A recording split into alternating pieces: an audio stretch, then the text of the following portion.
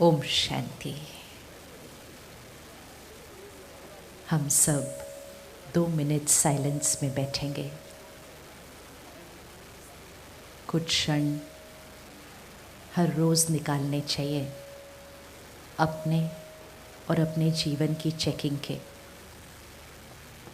क्योंकि जिस चीज़ को चेक किया जा सकता है उसी को चेंज किया जा सकता है। तो 2 मिनट चारों तरफ से मन को हटाते हुए, आसपास क्या हो रहा है उधर से हटाते हुए अपने जीवन पर देखते हैं।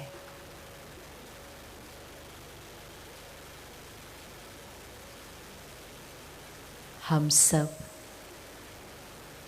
अपने लिए, अपने परिवार के लिए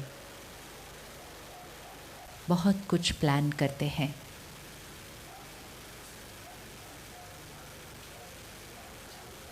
ये होगा, फिर ऐसा होगा, फिर ऐसा करेंगे, फिर ऐसे बनेंगे।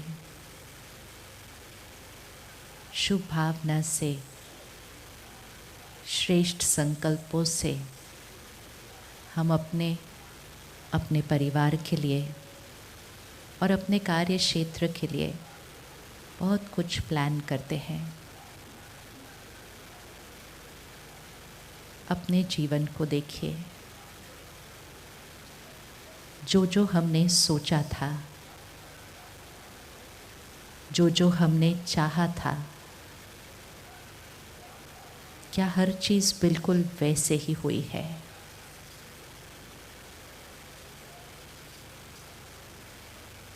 कभी कभी किसी क्षेत्र में बहुत मेहनत करते हैं और फिर भी सफलता नहीं मिलती, और कभी कभी बिना मेहनत किए ही जो सोचा नहीं था उससे ज़्यादा मिल जाता है। किसी पर बहुत विश्वास किया था और वो ही धोखा दे जाता है, और किसी के लिए कुछ नहीं किया था लेकिन वो हमेशा बहुत मदद करता है।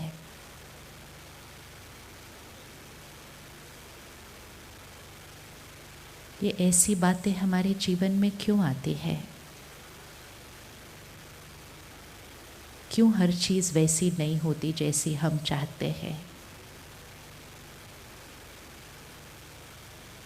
और जब ऐसी कोई बात होती है, चाहे अपने जीवन में, चाहे परिवार में, चाहे शहर में, चाहे देश में, जब कोई ऐसी बात होती है तो सबसे पहला क्वेश्चन मन कहता है, ऐसा क्यों हुआ? मेरा भाग्य कौन लिखता है? और अगर मुझे मेरा भाग्य बदलना है, अपने भाग्य में कोई बात बदलनी है, तो मुझे किसके पास जाना है?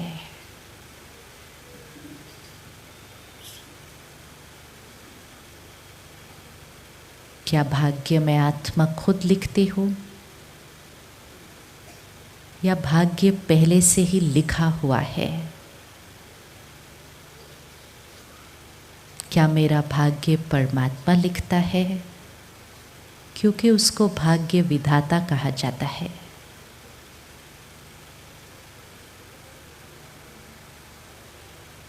मेरा भाग्य कौन लिखता है?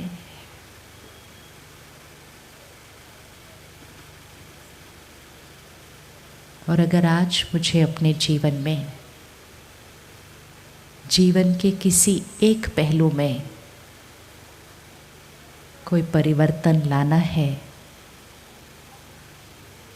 तो मेरा भाग्य बदलने की ताकत किस में है?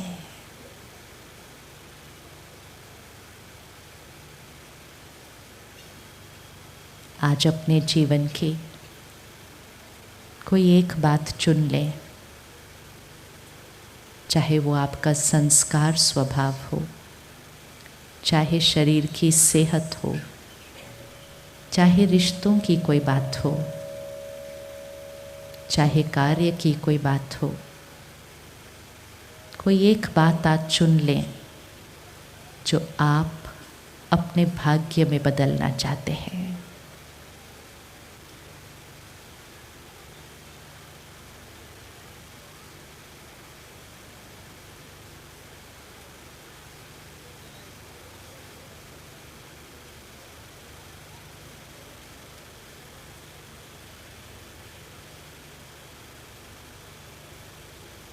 किस किस ने कोई एक बात चुन ली हो तो हाथ उठाएं कि हम अपने अंदर या अपने जीवन में कोई एक चीज़ अगर चेंज करना चाहते हैं, अगर वो सिलेक्ट हो गया है तो हाथ उठाते एक बार कि पता चल जाए हमने चूज़ कर लिया है।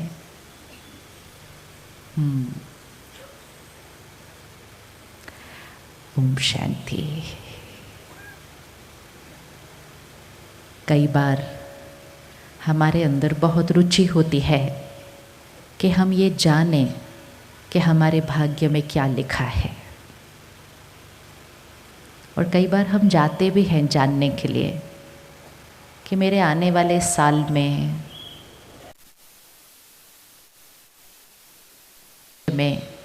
क्या क्या लिखा हुआ है। कौन कौन जानना चाहता है कि भविष्य में क्या लिखा हुआ है? वांट टू नो फ्यूचर क्या है? कोई भी नहीं जानना चाहता कि भविष्य में क्या लिखा है। अच्छा, अभी अगर ये ग्राउंड को छोड़ के साथ वाले ग्राउंड में कोई आ जाए बताने के लिए कि भाग्य क्या है आगे, तो देन वी डोंट नो कि इस साइड कितने लोग बैठे होंगे उसके बाद। इवन जनरल कैजुअल में भी कभी 4-5 लोग आपस में ऐसे ही बैठे हैं, फ्रेंड्स, फैमिली, और कोई कहता है मुझे हाथ देखना आता है, तो 30 सेकेंड्स में सारे अपना हाथ आगे कर देते हैं। मेरे बेड़े में बताओ मेरे में क्या लिखा हुआ है। तो एक जीवन जीने का तरीका होता है ये जानना कि भविष्य में क्या होने वाला है, और दूसरा जीवन जीने का तरीका ये होता है कि अपनी मर्जी का अपना भाग्य बनाना। दो बिल्कुल अलग अलग बातें हैं। एक है सिर्फ जानना कि क्या होने वाला है, और दूसरा है अपनी चॉइस का भाग्य बनाना। कौन सा बेटर है, जानना या बनाना? बनाना। लेकिन जानना बहुत इजी है, अपनी चॉइस का बनाना इसमें थोड़ी सी मेहनत भी नहीं कहें, लेकिन थोड़ा सा अटेंशन तो रखना पड़ता है, क्योंकि अपनी चॉइस की चीज़ बनानी है ना, तो बड़े ध्यान से बनानी पड़ती है। जीवन में जब भी कोई ऐसी बात आती है, अचानक किसी के घर कोई बड़ी बीमारी आ जाती है, पिछले कुछ महीनों में आपके शहर में प्रकृति ने कुछ हलचल मचाई, मन इमीडिएटली पहले ये क्वेश्चन करता है ऐसा क्यों हुआ, what is the reason for it. और तब कहीं मन में एक ऐसी लाइन आती है जो बचपन से सुनी थी, और हम कहते हैं ईश्वर की मर्जी। कहते हैं ना, ईश्वर की मर्जी। जो कुछ हो रहा है वो परमात्मा की मर्जी से हो रहा है। बचपन से ये भी सुनते आए थे कि पत्ता पत्ता भगवान की मर्जी से हिलता है। हमने सुना, हमने ऐसे ही नोट किया, एक्सेप्ट कर लिया, लेकिन शायद हमने कभी भी रुक के ये चेक नहीं किया कि अगर ईश्वर की मर्ज़ी से हर चीज़ हो रही होती तो हम सबका भाग्य कैसा होता।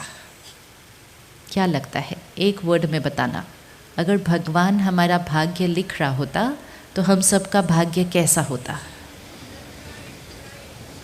कैसा होता?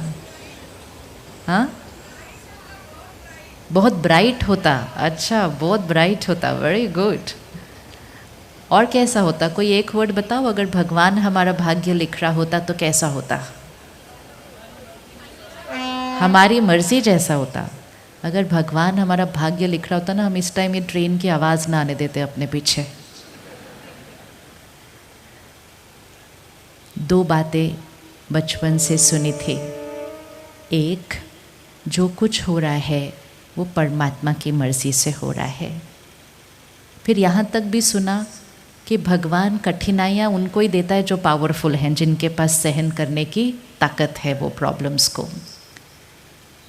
अगर परमात्मा की मर्ज़ी से भाग्य हो रहा होता तो हमारा भाग्य हमेशा कैसे होता? परफेक्ट होता। हम अगर अपने बच्चों का भाग्य लिखें तो कैसा भाग्य लिखेंगे? 30 सेकेंड्स आंख बंद करो, अपने बच्चे का भाग्य लिखो फटाफट से 4 लाइन में। हेल्थ कैसी लिखेंगे? बच्चे की डेस्टिनी लिखो, हेल्थ कैसी लिखेंगे? साल में कितनी बार बुखार होना चाहिए? अरे बुखार तो अच्छा होता है, टॉक्सिन सारे बाहर निकल आते हैं। होना चाहिए? नहीं होना चाहिए। बुखार भी नहीं होना चाहिए। कोई और बीमारी तो सोचने की बात नहीं है। क्लास में कौन सा रैंक आएगा?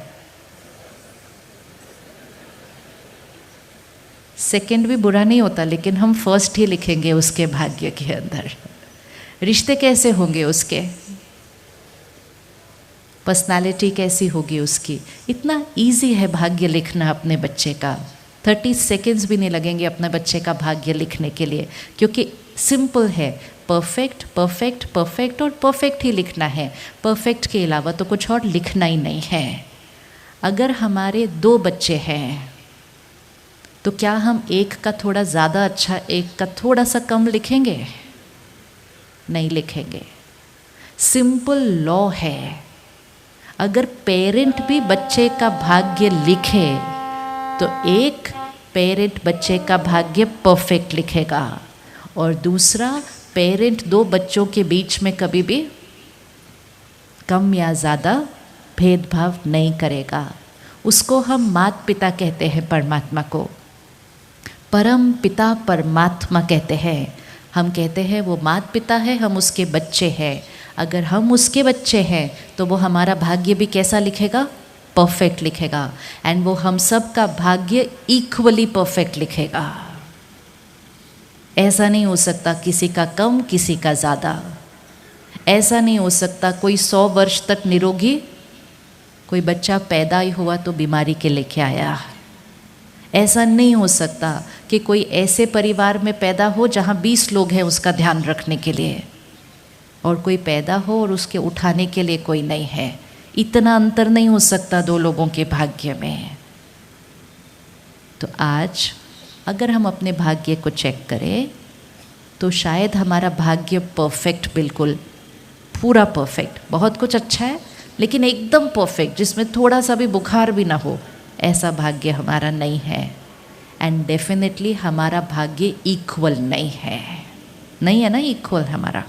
आज हम यहाँ इतने सारे बैठे हैं, अगर हम अपने भाग्य चेक कर ले तो हम सब के भाग्य अलग अलग अलग होंगे, एक जैसे इक्वल नहीं हो सकते हैं। तो फिर परमात्मा कैसे भाग्य लिख रहा है? क्या परमात्मा ने भाग्य लिखा होगा? शहर में बाढ़ आए, इतने खेतों का नुकसान हो, ये भगवान लिखेगा किसी बच्चे के लिए? ऐसा नहीं कर सकता है। उसको हम कहते हैं दुख हरता। क्या कहते हैं परमात्मा को? दुख हरता, सुख करता, कल्याणकारी, क्षमा का सागर, और इतनी बड़ी बड़ी चीज़ें भाग्य में लिखती। बचपन से एक और बात सुनी थी, जैसा कर्म वैसा फल। 2 बातें अलग अलग हो गई ना। एक है जैसा कर्म वैसा फल, और दूसरा है जो कुछ हो रहा है वो परमात्मा की मर्जी से हो रहा है। 2 कंप्लीटली डिफरेंट कॉन्सेप्ट है। 1 मिनट आंख बंद कीजिए और ये 2 लाइनों को अपने मन में रिपीट कीजिए और चेक कीजिए क्या है मीनिंग। एक कॉन्सेप्ट कह रहा है जो कुछ मेरे जीवन में हो रहा है वो परमात्मा की मर्जी से हो रहा है, और दूसरा कॉन्सेप्ट कह रहा है जैसा मेरा कर्म वैसा मेरे साथ जीवन में होता जाता है। दोनों को अच्छे से चेक कर लेना। परमात्मा अगर भाग्य लिखे तो परफेक्ट लिखेंगे, इक्वल लिखेंगे। अगर हमारे कर्मों से हमारा भाग्य लिखा जाता है तो हमारे मेजॉरिटी कर्म बहुत बहुत सुंदर है, लेकिन कभी कभी छोटी छोटी कोई गलती कर देते हैं तो भाग्य भी परफेक्ट से थोड़ा सा कम है। क्योंकि हम सबके कर्म अलग अलग है तो फिर भाग्य भी हम सबका अलग अलग है, एक जैसा नहीं हो सकता। तो अब इन दोनों कॉन्सेप्ट में से, ये दोनों एक कॉन्सेप्ट है, हमें अब एक्सपेरिमेंट करके चेक करना है इसको। ये दोनों कॉन्सेप्ट में से एक ही कॉन्सेप्ट राइट हो सकता है, दूसरा नहीं, क्योंकि दोनों अलग अलग हैं। तो दोनों राइट नहीं हो सकते हैं, क्योंकि एक में मेरा भाग्य कौन लिख रहा है, उंगली कहाँ जाएगी? एक कॉन्सेप्ट में मेरा भाग्य कौन लिख रहा है, उंगली कहाँ जाएगी? कहाँ जाएगी? रखो उंगली, कहाँ रखते हैं उंगली? ऊपर। तो एक कॉन्सेप्ट में भाग्य ऊपर लिखा जा रहा है, दूसरे कॉन्सेप्ट में भाग्य कहाँ लिखा जा रहा है, तब उंगली कहाँ जाएगी? अब क्या लगता है कौन सा वाला राइट है? कौन सा वाला राइट है? पक्का एवरीबॉडी? तो एक इक्वेशन को आज छोड़ते हैं, और जब भी जीवन में कोई बात आए और मन कहे मेरे साथ ऐसा क्यों, तो क्लियर होना कि उंगली कहाँ रखनी है। इधर उधर, इस पे उस पे, और फिर कोई नहीं मिला तो भगवान की मर्जी, ईश्वर की भावी। आसपास के लोग भी आके बोलते क्या करे बहन जी, ईश्वर की मर्जी। तो हम भी बोलते हाँ ईश्वर की मर्जी। कभी नहीं एक दूसरे को बोला ईश्वर की मर्जी ऐसी नहीं हो सकती थी कि किसी को दुख दे। ये जानना बहुत ज़रूरी होता है, क्योंकि कभी कभी जब जीवन में बहुत बड़ी बात आ जाए और हमें ये लगे ये ईश्वर की मर्जी से हुआ था, तो उस समय तो वो परमात्मा भी हमें अच्छा नहीं लगता, क्योंकि हम कहते भगवान ने मेरे जीवन में ये सारी बातें दी हैं। तो हम भगवान से ही रूठ जाते हैं, नाराज़ हो जाते हैं, और हम कहते हम भगवान को मानते ही नहीं हैं, क्योंकि उसने मेरे भाग्य में ऐसी बातें लिखी। तो अब हमें पता है उंगली किसके पास रखनी है। रख लो अभी एक बार, तो बाद में भी रखी जाएगी फिर घर जाने के बाद। It's always here. अब सेकंड क्वेश्चन, अगर उसमें कुछ ठीक करना है तो किसके पास जाना है? तो किसके पास जाना है? अब उंगली कहाँ रखनी है? क्योंकि हमने क्या किया, जब हमें कारण ढूंढना था कि भाग्य किसने लिखा, तो भी हम उंगली इधर उधर और ऊपर रख रहे थे। फिर हमने कहा मुझे अपने भाग्य में चेंज करना है, तो भी हम इधर उधर औरों के पास जा रहे थे। प्लीज़ ये ठीक कर दो, मेरा ये साल भारी है इसको ठीक कर दो, मेरे 5 साल भारी है ठीक कर दो। औरों के पास गए, हम ब्लेम भी औरों पे रख रहे हैं, सल्यूशन भी औरों से मांग रहे हैं। जिसने किया उसके पास जा नहीं रहे, जिसके पास बदलने की ताकत है उसके पास नहीं जा रहे, बार बार अलग अलग तरह जा रहे हैं। अगर ये माइक में कोई प्रॉब्लम हो तो हम किसके पास जाएंगे ठीक करने के लिए? अगर इस माइक में कोई प्रॉब्लम हो तो इसको ठीक करने के लिए किसके पास जाएंगे? जिसने ये माइक बनाया। सिंपल। अब भाग्य में कुछ चेंज करना है तो किसके पास जाएंगे? परमात्मा के पास जाएंगे। देखा कितना डीप बिलीफ सिस्टम है। क्योंकि रोज़ सुबह तो उसको बताते हैं ना, प्लीज़ ये ठीक कर दो, प्लीज़ ये ठीक कर दो, प्लीज़ ये ठीक कर दो, नौकरी दिला दो, शादी करवा दो, ये काम करवा दो, और अगर जल्दी करा दो और अगर करा दोगे तो फिर इंसेंटिव भी मिलेगा। भगवान के साथ रिश्ता निस्वार्थ होना चाहिए, डील नहीं होनी चाहिए। प्रसाद चढ़ाना है, भावना से चढ़ाओ। काम होने पर चढ़ाया तो फिर तो भावना में थोड़ी सी मिक्स चैरिटी आ जाएगी। काम हुआ तो चढ़ाया, नहीं हुआ तो नहीं चढ़ाया, तो फिर भगवान के साथ भी क्या करने लग गए। कई बार तो काम पूरा हो जाता है और फिर जो सोचा था कि काम पूरा होगा तो हम उधर जाएंगे, प्रसाद चढ़ाएंगे, बिजी हो जाते तो जाते नहीं। फिर थोड़े दिन बाद जीवन में कुछ गड़बड़ आती है, आसपास लोग बोलते तुमने अपनी डील पूरी नहीं की थी ना, तुम पहले जाकर वहाँ जाकर आओ। ये सारा कुछ शुरू बहुत भावना से होता है, लेकिन धीरे धीरे क्लैरिटी नहीं रहती तो भगवान के साथ रिश्ता भी कैसे हो जाता है कि हम वहाँ गए नहीं, प्रसाद नहीं चढ़ाया तो भगवान ने मेरे लाइफ में प्रॉब्लम लिख दी। इंसान भी ऐसा नहीं करेगा जो हम भगवान पे टाइटल लिख देते हैं कि उसने ऐसा कर दिया। तो ऐसा करने से हमारा परमात्मा के साथ रिश्ता थोड़ा सा, तो इसलिए हमें बहुत क्लियर होना चाहिए कि जैसा मेरा कर्म वैसा मेरा भाग्य। इतने अच्छे कर्म किए हैं इसलिए तो भाग्य कितना श्रेष्ठ है आज। और अगर उसमें थोड़ा सा कुछ चेंज करना है तो किसके पास जाना है? अब तो उंगली रख लीजिए, किसके पास जाना है?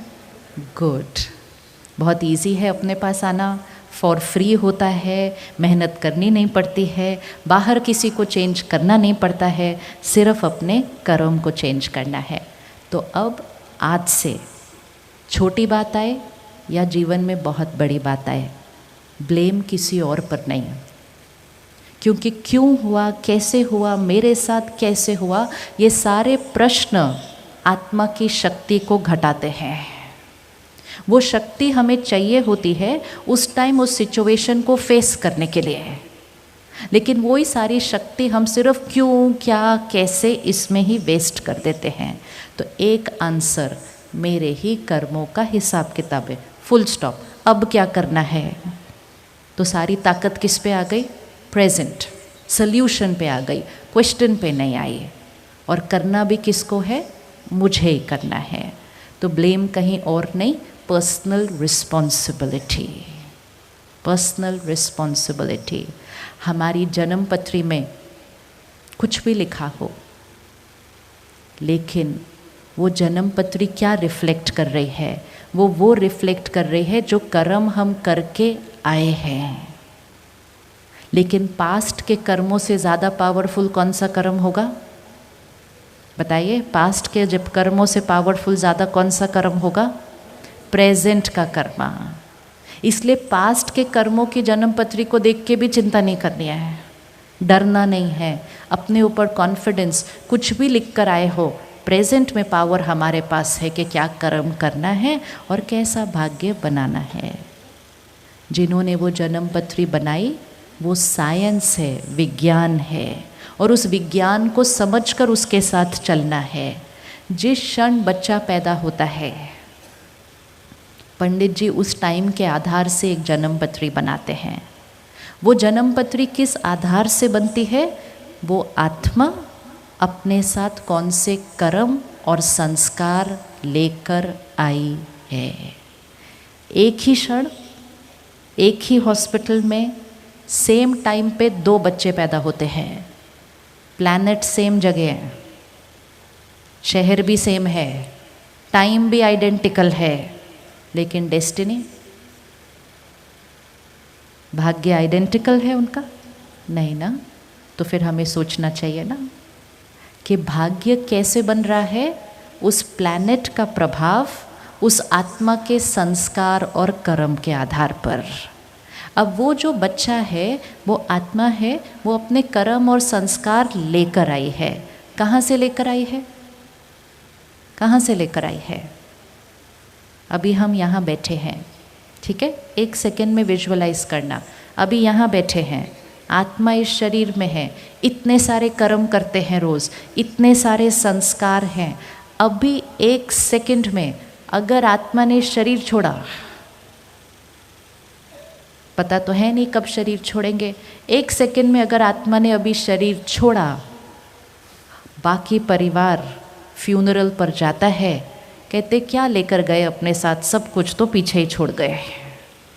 और दुनिया भी कहती है खाली हाथ आए थे और खाली हाथ गए। परमात्मा कहते हैं ना खाली हाथ आए थे, ना खाली हाथ जाते हैं। बच्चा पैदा होता है, फिजिकली खाली हाथ आता है, लेकिन आत्मा अपने कर्म और संस्कार लेकर आती है। एक ही घर में जुड़वा बच्चे भी पैदा हों, दिखने में फिजिकली आइडेंटिकल हैं, लेकिन नेचर दोनों के, अच्छा आप में से किस किस के 2 बच्चे हैं? भले ट्विंस नहीं, 2 हैं, लेके और किस किस के बच्चे हैं जिनकी नेचर बिल्कुल डिफरेंट डिफरेंट है एक दूसरे से। और कई बार पेरेंट्स दोनों को देखते हो कहते दोनों मेरे ही हैं, कहते हैं ना, बड़ा क्वेश्चन मार्क आता है ये सारी बातों पे। दोनों मेरे ही हैं, दोनों को मैंने इक्वल दिया है, संस्कार एक जैसे दिए हैं, शिक्षा एक जैसी दी है, एक ही स्कूल में भेजा है, सब कुछ एक किया है, लेकिन दोनों इतने डिफरेंट डिफरेंट क्यों हैं? और कई बार तो दोनों बिल्कुल डिफरेंट होते हैं एक दूसरे से। एक वो एक दूसरे से डिफरेंट होते हैं, दूसरा वो मम्मी पापा से डिफरेंट होते हैं। तो वो अपने बच्चों को देख देख के कई बार हम कंफ्यूज होते रहते हैं, ये संस्कार कहाँ से लेकर आया मेरा बच्चा। एक बहुत चुप होता है, दूसरा बहुत एक्सट्रोवर्ट होता है, एक बहुत निडर होता है, दूसरा छोटी छोटी बातों में डरता रहता है, एक पढ़ाई में बहुत अच्छा होता है, दूसरा पास होना थोड़ा मुश्किल होता है। कितना डिफरेंट डिफरेंट डेस्टिनी है, क्योंकि वो दोनों बच्चे सिर्फ इस कॉस्ट्यूम में आपके बच्चे हैं। उससे पहले वो दोनों आत्माएं अलग अलग पास्ट, अलग अलग संस्कार, अलग अलग कर्म लेकर आए हैं। तो आत्मा न खाली हाथ आती है, न खाली हाथ जाती है। कर्म और संस्कार लेकर आती है, कर्म और संस्कार लेकर जाती है। 1 मिनट आंख बंद करो और चेक करो, अगर अभी शरीर छोड़ा कौन से संस्कार लेकर जाओगे? अपने संस्कार और कर्म चेक करना। अब भी छोड़ा, आत्मा यहाँ से निकलेगी, माँ के गर्भ में प्रवेश करेगी, कुछ महीने के बाद एक बच्चा पैदा होगा, पंडित जी उस दिन जन्मपत्री बनाएंगे। अपने आगे की जन्मपत्री आज देख सकते हो आप।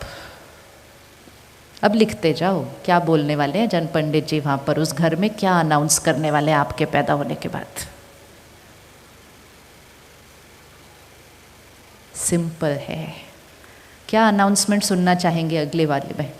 पंडित जी क्या कहें जहाँ आप पैदा होंगे, क्या सुनना चाहते हैं? कैसा भाग्य लेकर आया है बच्चा? बताइए क्या सुनना चाहते हैं। क्या सुनेंगे कोई बात नहीं, क्या सुनना चाहते हैं वो बताइए। बच्चा पैदा हुआ, क्या अनाउंसमेंट सुनना चाहते हो पंडित जी से? कैसा भाग्य लेकर आया है बच्चा? परफेक्ट लेकर आया। अच्छा, और कुछ? बस इतना ही? कैसा भाग्य लेकर आया बच्चा? कुछ बच्चे ऐसा भाग्य लेकर आते हैं कि उनके आने से उनके परिवार का भाग्य बदल जाता है। होता है या नहीं होता? धन पहले इतना नहीं होता, वो बच्चा पैदा होने से धन ही धन ही धन, बिजनेस आ जाता है। क्यों आता है? क्योंकि उस बच्चे के भाग्य में वो होता है, तो उसके आने पर उसके घर में वो सब कुछ आ जाता है। इस ईश्वरीय विश्वविद्यालय में हम देखते हैं कुछ घरों में बच्चे आते हैं और बच्चे आने से वो परिवार सारे स्पिरिचुअलिटी की तरफ आ जाते हैं, क्योंकि वो बच्चा वो वाला संस्कार लेकर आया है। तो बच्चा जब आता है तो सिर्फ अपना नहीं, अपने पूरे परिवार का भाग्य भी बदल सकता है। इतनी पावर होती है उस भाग्य के अंदर। लेकिन वो भाग्य लिखा किसने? किसने लिखा? किसने लिखा? वो भाग्य हमने लिखा। अगर ये बात सारा दिन याद रहे कि जैसा कर्म हम कर रहे हैं, जो हमारे संस्कार हैं, वो हमारा भाग्य अभी भी लिख रहे हैं, और 1 सेकेंड में मैं आत्मा शरीर छोड़ूंगी और आगे भी मेरे साथ क्या जाने वाला है? मेरा कर्म और मेरा संस्कार। अगर इतना हमें याद रहे तो सारा दिन सबसे ज़्यादा अटेंशन किस पर होगा? सारा दिन सबसे ज़्यादा अटेंशन किस पर होगा? अपने कर्म और संस्कारों पर। आज बाकी सब चीज़ों पर अटेंशन है, लेकिन कर्म और संस्कार की चेकिंग नहीं हो रही। इसलिए मन कहता है मेरे साथ ऐसा क्यों हुआ? अभी 3 महीने के बाद मार्च 31 आएगा।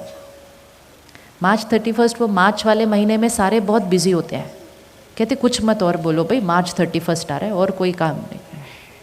क्योंकि वो मार्च 31 से पहले क्या करना होता है? क्या करना होता है मार्च 31 से पहले? सब कुछ, हाँ, है ना। अब 1 मार्च 31 हर साल आता है।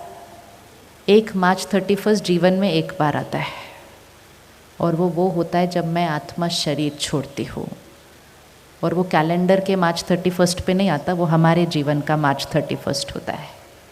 जिस क्षण मैं आत्मा शरीर छोड़ूंगी तब तक के जो कर्म और संस्कार होंगे वो मेरी क्लोजिंग बैलेंस शीट है। कुछ महीने के बाद एक दूसरी जगह पर एक बच्चा पैदा होगा, पंडित जी जन्म पत्री वो कागज़ देंगे, वो जो डॉक्यूमेंट बनता है वो उस बच्चे की 1 अप्रैल ओपनिंग बैलेंस शीट है। लेकिन वो ओपनिंग बैलेंस शीट किस आधार से बनी? पिछली बार की क्लोजिंग बैलेंस शीट। तो हमारे कर्म और संस्कार सिर्फ वर्तमान पे असर नहीं डाल रहे हैं, आगे आगे आगे। जब ये सब कुछ हमें पता है तो फिर सारा दिन सब कुछ करते हुए सबसे ज़्यादा अटेंशन किस पर होना चाहिए कि हमारा एक भी कर्म ऐसा ना हो जो भाग्य में आए तो हम कहें मेरे साथ ऐसा क्यों हुआ। कर्म श्रेष्ठ तो हमारे साथ बढ़िया बढ़िया और बढ़िया के अलावा और कुछ हो ही नहीं सकता। अब कर्म की जब हम चेकिंग करें, क्योंकि ट्रांजैक्शन रोज़ चेक करनी है और ये चेक करना है कि हमारा कार्मिक बिजनेस प्रॉफिट की तरफ ही चल रहा हो हमेशा। ट्रांजैक्शन को अगर चेक करना है तो कर्म की डेफिनेशन क्लियर होनी चाहिए, क्योंकि कई बार हम कहते हैं मैंने किसी के साथ कभी गलत नहीं किया, मैंने कभी किसी का बुरा नहीं किया, मैंने कभी किसी को दुख नहीं दिया, फिर मेरे जीवन में इतनी बड़ी बात क्यों आई है। कर्म मतलब एनर्जी जो हम क्रिएट करते हैं और हमारे से निकल के बाहर जाती है।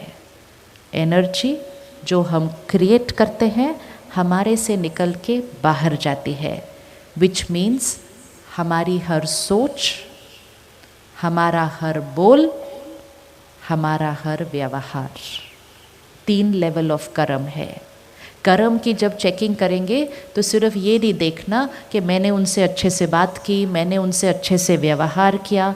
चेक करना होगा मैंने हर बात में हर एक के लिए अच्छा सोचा, क्योंकि बोल और व्यवहार बहुत कम होते हैं, सोच बहुत सारी होती है।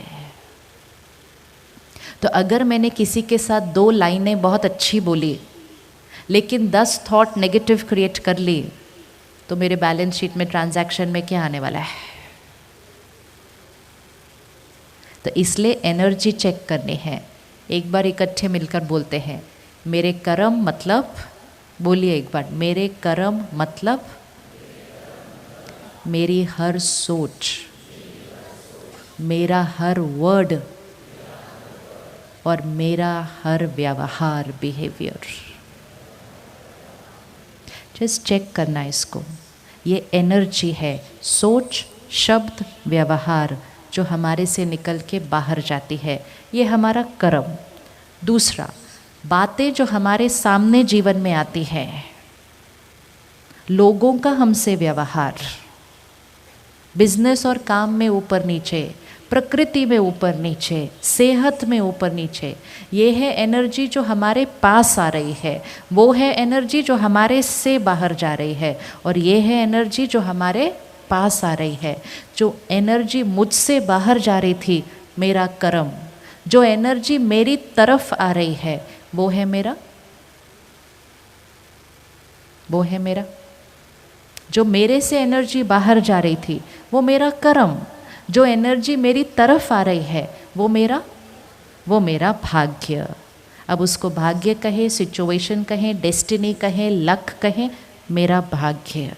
अब दोनों के बीच में कनेक्शन क्या? कि जो एनर्जी बाहर जाएगी उसी क्वालिटी की एनर्जी वापस आएगी। अब हम उस एनर्जी को नहीं देख रहे जो हमसे बाहर जा रही है, हम उस एनर्जी को देख रहे हैं जो हमारे सामने आ रही है। और जब वो एनर्जी हमारे सामने आ रही है, हम कहते हैं मेरे साथ ऐसा क्यों हुआ, इन्होंने मेरे साथ ऐसा क्यों किया, इनको मेरे साथ क्या प्रॉब्लम है, मेरा बच्चा मेरे साथ ऐसा क्यों व्यवहार करता है। हम वापस आने वाली एनर्जी पे क्वेश्चन मार्क लगा रहे हैं। तो एक इक्वेशन फिक्स, जो कुछ वापस आ रहा है वो कभी ना कभी, बोलिए एक बार, अच्छे से बोल लो, कल से सोचना भी है उसको बार बार। फिर जो कुछ ऐसे आ रहा है वो कभी ना कभी गया था, एनर्जी का लॉ है, ये प्योर साइंस है। जो एनर्जी हम भेजते हैं वो एनर्जी वापस आती है। भेजी कब थी याद नहीं, लेकिन आती हुई दिखाई दे रही है। लेकिन अब जब वो एनर्जी वापस आ रही है तब हमें क्या करना है? सपोज विजुअलाइज करते हैं, बहन खड़ी होती हैं और सबके सामने मुझे कुछ बहुत बुरा कहती है। अब ये एनर्जी किस तरफ आ रही है? डायरेक्शन करते जाओ और उन लोगों को अपने सामने ले आओ जिनसे आपको अच्छी एनर्जी नहीं मिल रही है। एनर्जी कौन सी डायरेक्शन में आ रही है? सामने से मेरी तरफ आ रही है। पहला क्वेश्चन मेरा माइंड कहता है इनको मुझसे क्या प्रॉब्लम है। तो पहले वो क्वेश्चन को फुल स्टॉप करना है। ये मेरे साथ ऐसा क्यों कर रहे हैं? प्लीज़ मुझे गाइड कीजिए, ये मेरे साथ ऐसा क्यों कर रहे हैं? आंसर। ये एनर्जी मेरी तरफ क्यों आ रही है? अभी तो बताया था आपने आंसर, अभी मुझे आंसर दीजिए। ये एनर्जी मेरी तरफ क्यों आ रही है? क्योंकि मैंने कभी ना कभी, कब किया है मुझे नहीं याद, लेकिन ये पता होना चाहिए कि जब तक ऐसे जाएगी नहीं तब तक ऐसे आ नहीं सकती। सो एवरीथिंग जो मेरे पास आ रहा है वो कभी ना कभी मेरे से गया था। इस एक थॉट के बाद सेकंड थॉट पे टाइम और एनर्जी वेस्ट नहीं करनी, क्योंकि सारी एनर्जी अब इस पर लेकर आनी है कि अब क्या करना है। तो अब ये एनर्जी जो सामने से मेरी तरफ आ रही है थोड़ी अच्छी नहीं है और बार बार आती जा रही है, बार बार आती जा रही है। अब मुझे क्या करना चाहिए? मेरे कंट्रोल में अब क्या है? क्या करना है? अब मेरे कंट्रोल में क्या है? कोई मेरे साथ गलत तरह से बार बार कर रहा है, तो मेरे कंट्रोल में क्या है अब उस टाइम?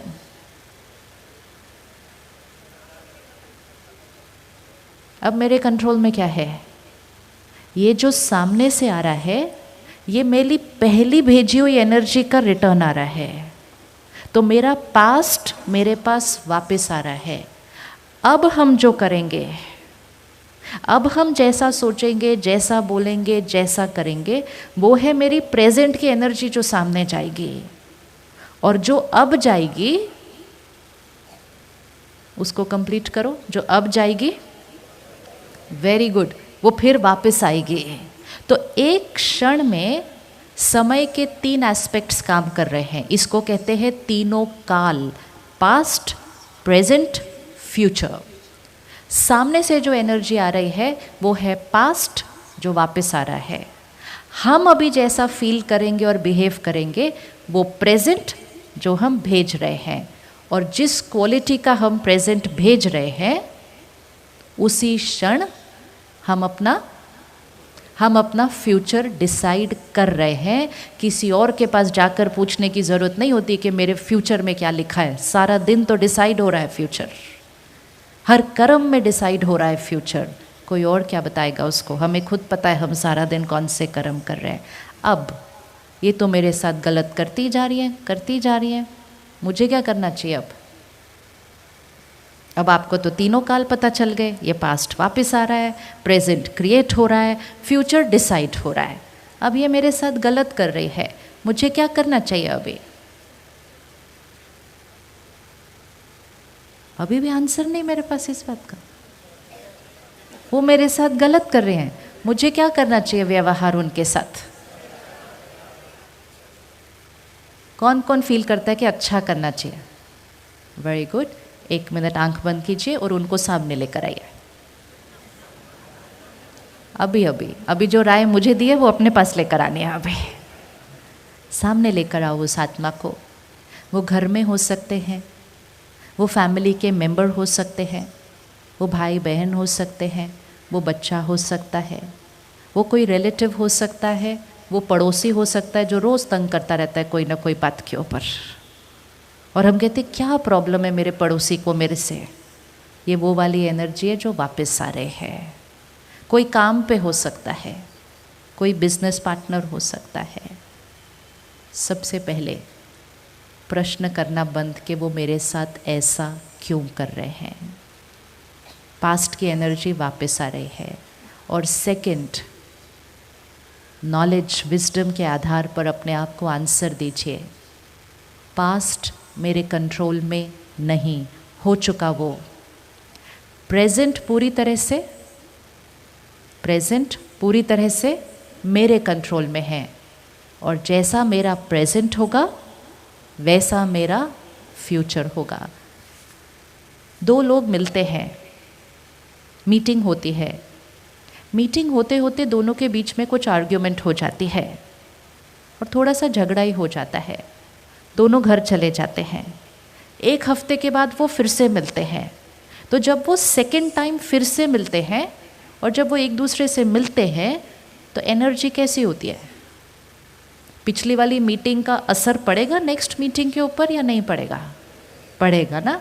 अब अगर नेक्स्ट मीटिंग में भी उन्होंने पिछली मीटिंग की एनर्जी को कंटिन्यू किया तो सेकेंड मीटिंग तो पहली वाली से भी ज़्यादा डिफ़िकल्ट हो जाती है। फिर वो फिर अपने अपने घर जाते हैं, 1 महीने के बाद फिर मिलते हैं। 1 महीने के बाद तो वो शायद एक दूसरे की तरफ देखते भी नहीं हैं। ये होता जाएगा होता जाएगा होता जाएगा, अनलेस किसी एक मीटिंग में दोनों में से कोई एक क्या करेगा? हर मीटिंग पिछली मीटिंग से ज़्यादा डिफ़िकल्ट होती जाएगी, नेगेटिविटी बढ़ती जाएगी।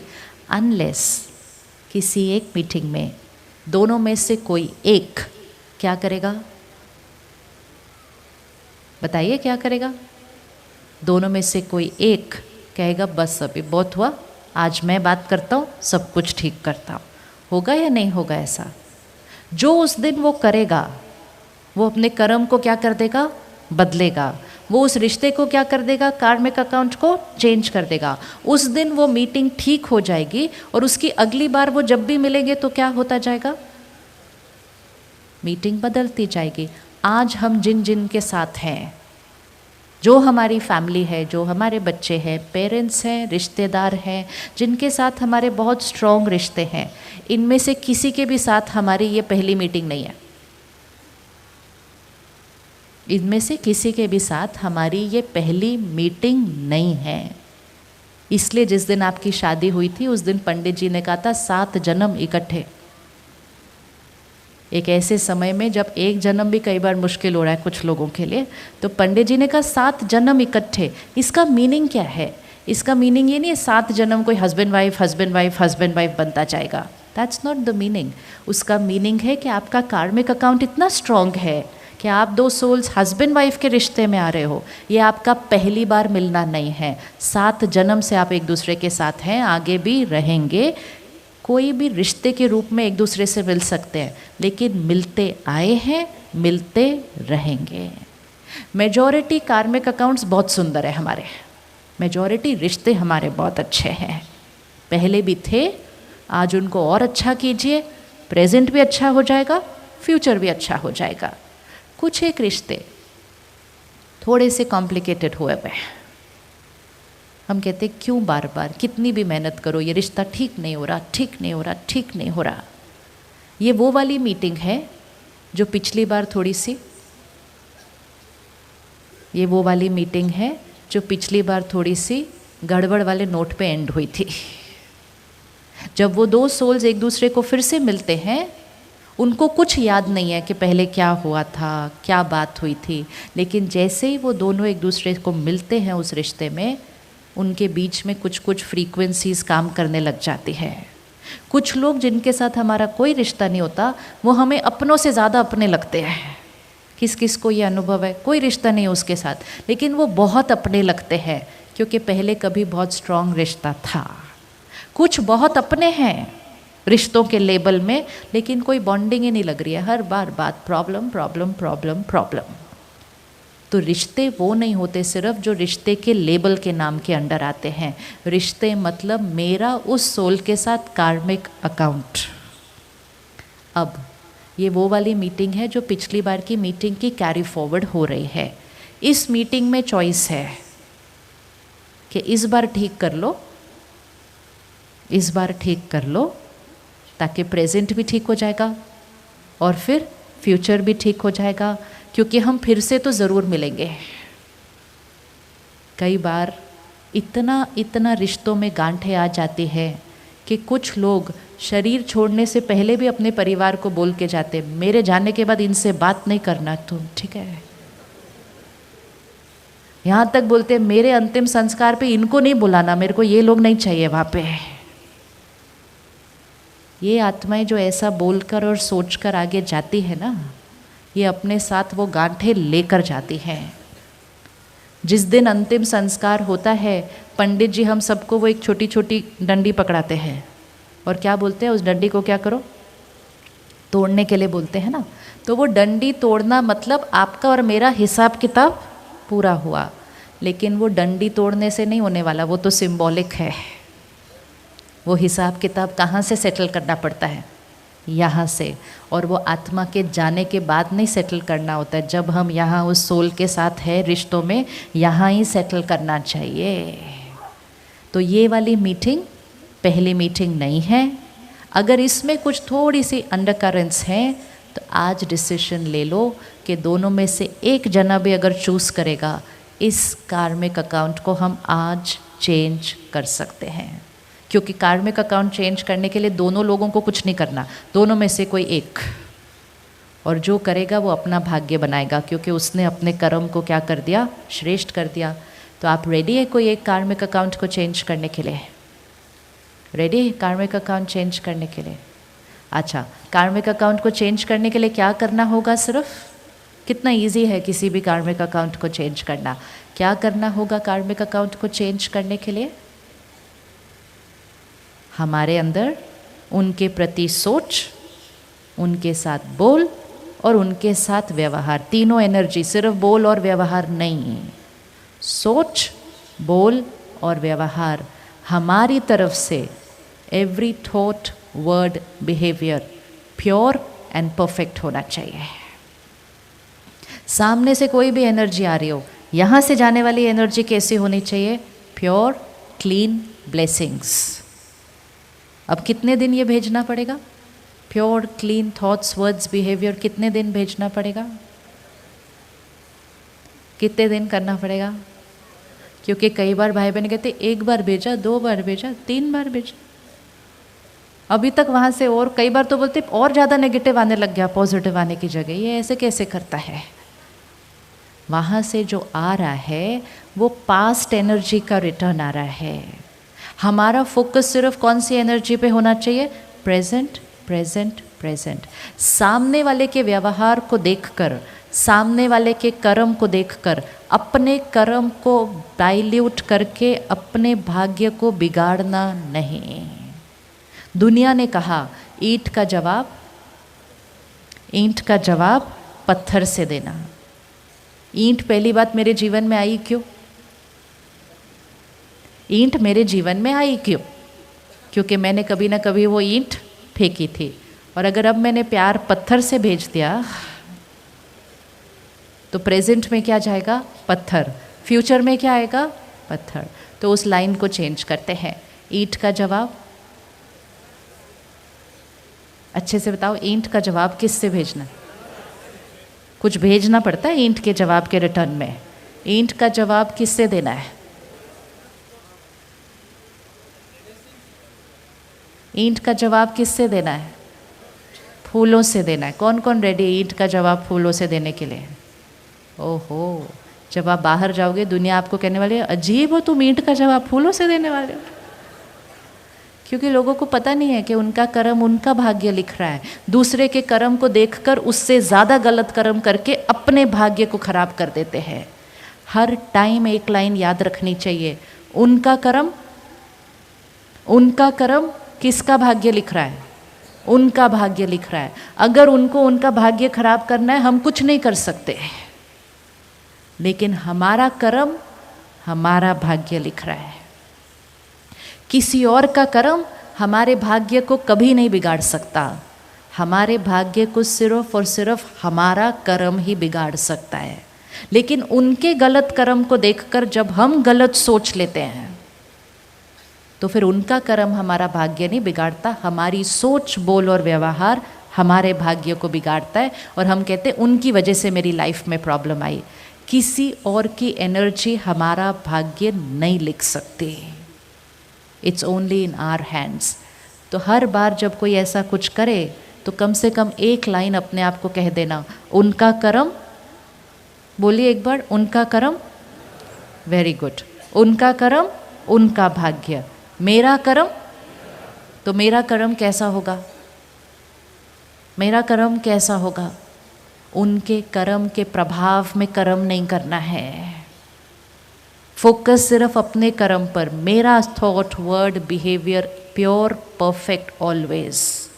मेरा प्रेजेंट भी सुंदर बन जाएगा, मेरा फ्यूचर भी सेफ है, क्योंकि मेरा कर्म हमेशा परफेक्ट है।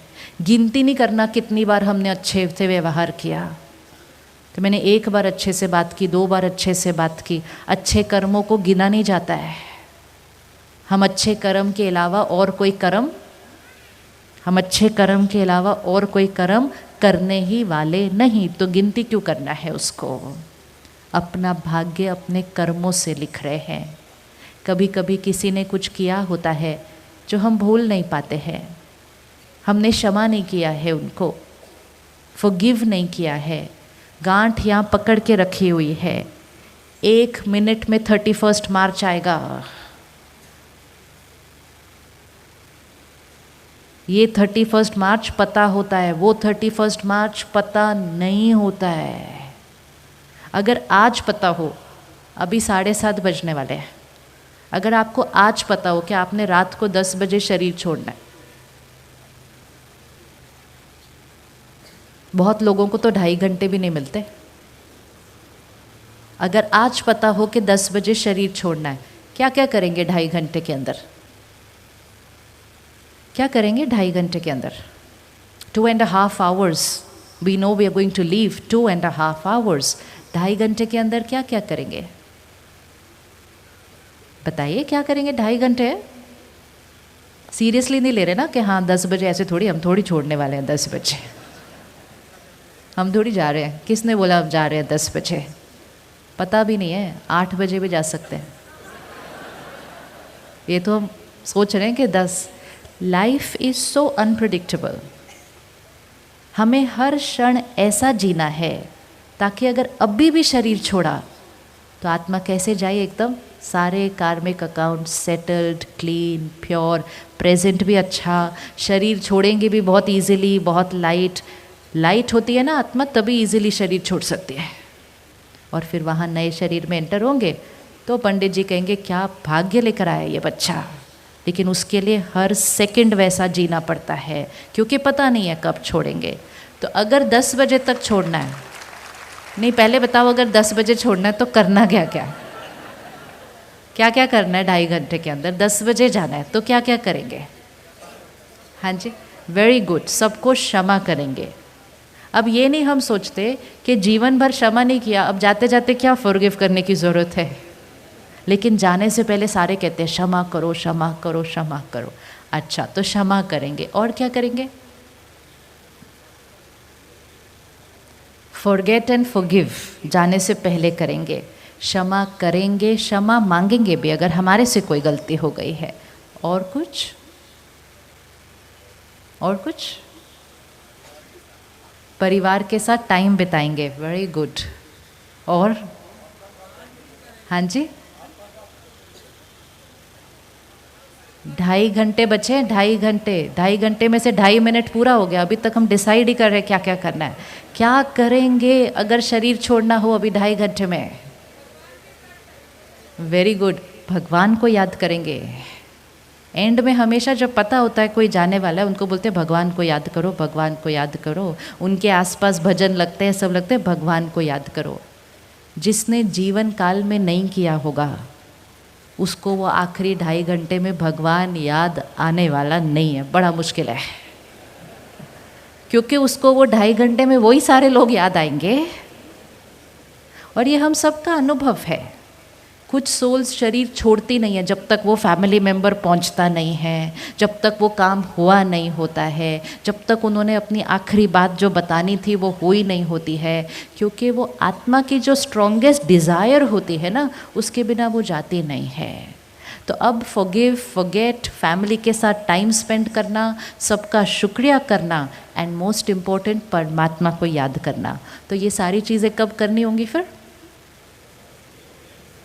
ये सारी चीज़ें कब करनी होंगी फिर? ये सारी चीज़ें डेली करनी होंगी। तो फॉरगिव कब करना होगा? आत्मा अगर फॉरगिव करे बिना चली जाती है ना, तो वो बहुत बड़ा घाव अपने साथ ले जाती है। और फिर जब वो फिर कभी उस सोल को मिलती है तो उसको समझ ही नहीं आता मुझे इनसे क्यों प्रॉब्लम है, मुझे ये अच्छे क्यों नहीं लग रहे हैं। क्योंकि ये वो वाले कार्मिक अकाउंट हैं जिनको हम सेटल करे बिना आगे चले गए थे। Art of dying, art of dying means हमेशा मन चित रेडी रखे, पैक्ड। जैसे कुछ लोगों को बहुत ज़्यादा ट्रैवल करना पड़ता है ना, उनका एक सूटकेस पैक्ड होता है, क्योंकि उनके पास सूटकेस पैक करने का भी टाइम नहीं होता है। एक इंस्ट्रक्शन आती है और वो भागते हैं। इसी तरह यहाँ का जो कार्मिक अकाउंट है ना, ये हमेशा सेटल्ड होना चाहिए, ताकि मैं आत्मा अगर अभी शरीर छोड़ूँ, मेरा सब हिसाब किताब सेटल्ड हो। एक होता है फाइनेंशियल हिसाब किताब, लेन देन। अगर लेन देन भी पूरा किए बिना आगे चले गए ना, तो फिर वो किसी जीवन काल में सामने आते हैं और हमारे बहुत सारे पैसे लेके चले जाते हैं। आप सुबह सुबह 7 बजे खाली सड़क पर अपनी नई गाड़ी लेके निकलते हैं, वो गोल चक्कर पर सामने से कोई आता है, खाली सड़क है, फिर भी आके टक्कर लग जाती है। सुबह सुबह हमसे 2000 रुपये लेके चला जाता है और हम कहते हैं इससे खाली सड़क पे इधर ही आना था, मेरी गाड़ी को टक्कर मारनी थी। फिर हम बैठ के सोचते हैं मैं 7 बजे क्यों निकली, 7 की जगह 6:45 निकलती, ये रोड पे क्यों गई, वो रोड पे क्यों नहीं गई, रोज़ उस रोड पे जाती थी, आज ही इस रोड पे क्यों गए। क्योंकि उनको मिलना और वो 2000 देना, ये कार्मिक अकाउंट इतना एक्यूरेट होता है कि हमने उनको मिलना ही मिलना है। वो आएंगे, बड़े प्यार से आपसे 2000 रुपये लेंगे और चले जाएंगे। उसके बाद ज़्यादा परेशान होना नहीं चाहिए, बोलना चाहिए चलो पिछला कोई हिसाब किताब था पूरा हो गया, दे दिया उसको, ख़त्म किया। 2000 रुपये तो इजी होता है देना, कुछ हिसाब किताब उससे ज़्यादा कॉम्प्लिकेटेड होते हैं, उससे ज़्यादा कॉम्प्लिकेटेड होते हैं। और वो जब सामने आते हैं तो हम बहुत सोचते रहते हैं ऐसा क्यों हुआ, उस मिनट क्यों हुआ, उधर क्यों हुआ।